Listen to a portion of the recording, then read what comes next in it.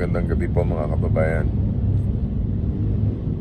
Nakatanggap po kami ng impormasyon na lumabas na yung aking warrant of arrest.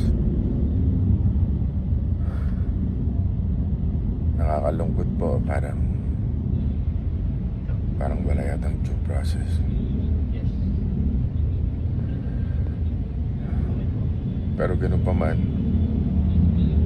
haharapin ko to ng walang takot. At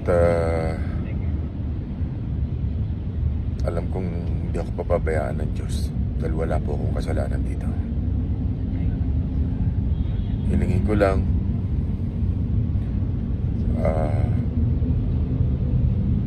hingi ako ng panalangin at patatagin niyo rin po ang aking pamilya.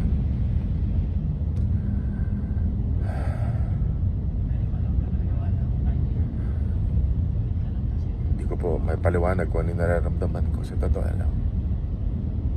Napakasakit po para sa akin at para sa aking pamilya.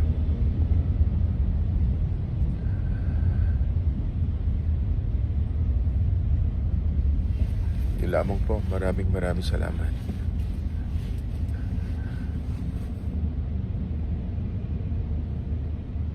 Alam ko hindi ako papabayaan ng Diyos. Thank you po sa inyo lahat.